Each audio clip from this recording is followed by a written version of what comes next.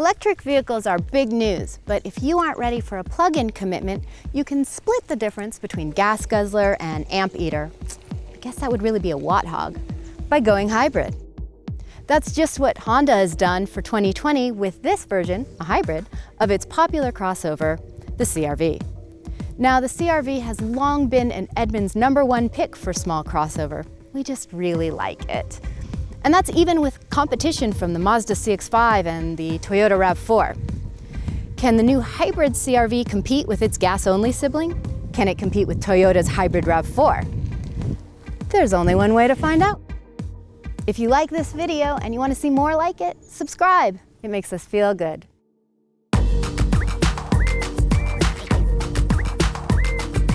When hybrid cars were first introduced, they used to have this kind of wacky sci-fi design, like they were really distinctive. And nowadays they're a lot more subtle, but you can still identify the hybrid CR-V by a special color badge, says hybrid on the side, and it's got 5 LED fog lights. It also has a unique rear bumper that tucks away the exhaust to make it seem like it has no exhaust at all. It's kind of the opposite of the traditional performance car, which might have fake exhaust tips to make it seem like it has more exhaust than it really does. Like here, they're like, no, we admit nothing.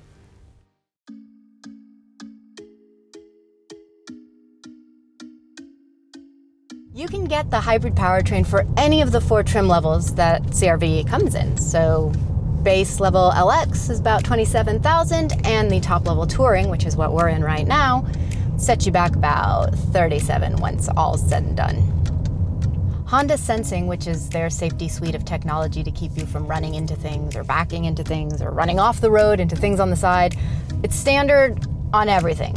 Base level, Touring trim, you all get it. So I think that's a good idea. I think more car companies should consider safety to be a necessity and not an option.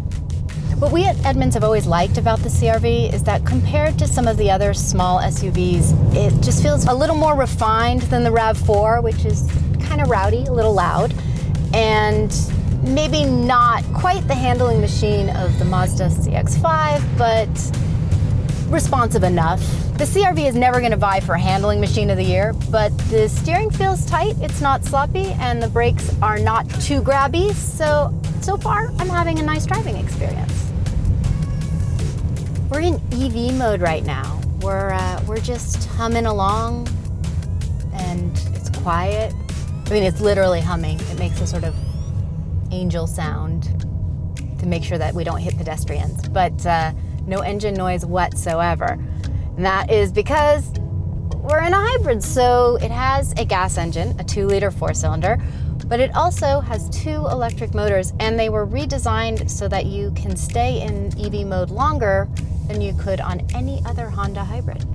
The hybrid fuel economy is a little less than Toyota, which gets 40, but it is very close. If we get on the gas a little bit, then the gas motor kicks on and it acts as a generator to recharge those batteries. It's nice. They all work as a team. You know, they're friends. I like that. I think that's the way we should all work. And if it ends up getting you about 212 horsepower, well, I'm not sad about that either. In normal driving conditions, the CR-V basically acts as a front-wheel drive vehicle because that's how you get the best fuel economy. But if it senses a loss of traction, say in sand or rain, it'll move power to the rear wheels, and then it's an all-wheel drive vehicle. Smart.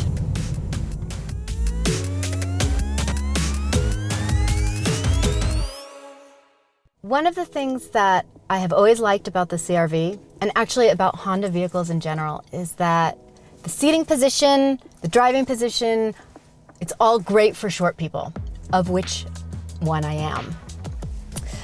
I can use the dead pedal on the left side. It's not too far forward. I can see past the A-pillar. I can use the armrest. It's not too far back when I move the seat forward. I really appreciate it, and it makes my driving experience so much more comfortable. The materials in the CR-V are, I would say nicer than you would expect if you've never been in one. There's the plastic.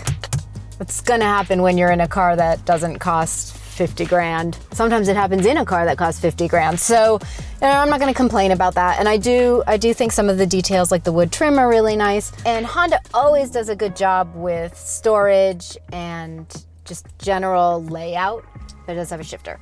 Also has the mode buttons are really easy to find over here. Sport, did I notice a difference? A little bit more throttle response when you get on it, but it's not a big deal. Really, these buttons you don't need them. Those are my only interior complaints because I think the cup holders are in the right place. I like this charging pad right here. They put the USB ports here, so the place where you put your phone is near the place where you put your cables. Best thing is this console because a purse fits in it. And this is a medium-sized purse, and you could fit a slightly bigger one in, and I could still get to it while it's in here, which is fantastic because those of you, at least half the population who carries purses, knows how difficult it is to kind of get stuff out of your purse when it's on the far seat or even worse, in the back seat. If you're not a purse person, you can, I don't know, put your wallet there or something. What do you even do? How could you not be a purse person? Where do you put your stuff? Anyway, point is, clever console. Infotainment screen is sort of in the middle design-wise. It's not that sad stuck-on tablet look, but it also isn't super integrated into the design of the dash. It's sort of a matte finish, which means that it doesn't get quite as fingerprinty as the glossy ones, but it also isn't quite as clear picture-wise, especially when you have the camera views on. You do have an actual volume knob, which is just the best. Volume knobs are so much better than touchscreen volume controls. Everyone knows it. Honda's infotainment system is not my favorite. I feel like it's a little behind the times in how it syncs to a phone. I mean, yeah, it has Apple CarPlay and that sort of stuff, but it seems like it makes you jump through a lot of hoops to get CarPlay set up, and sometimes it wants you to do it multiple times when you get in and out of the car, and I can't figure out how to make it stop auto-playing my music. I mean, my music is great, but, I want to make the decision about playing it. There might be a way of doing it, I just haven't found it yet. I really like the seats in the CR-V. I was talking to a good friend of mine who is the same height as me, and she does not like the seats in the CR-V, so I really don't know what to tell you there. For me, they're comfortable. They are a little small. If you are a larger person, you might feel a little bit cramped in here, but if you are exactly like me, then you will think these are good seats. You might be wondering why, in a car that has no transmission, there are paddle shifters, or at least what look like paddle shifters. That's not what they are. I mean, I think they probably were, that's why they're here. But what they do in the CR-V Hybrid is control your regenerative braking. So if you're going downhill and you want the car to slow itself down more without you stepping on the brakes, you can kind of up that with the paddle. And if you want to be able to coast without touching brakes or gas, then you can change that setting as well. So that's what these guys do.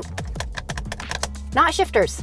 Sometimes with the hybrid versions of gas vehicles, you lose floor space and cargo space because the batteries take up so much room and the floors sort of lift it up. But that isn't the case in the CR-V. There's a nice low floor here, and look. The seats still fall flat.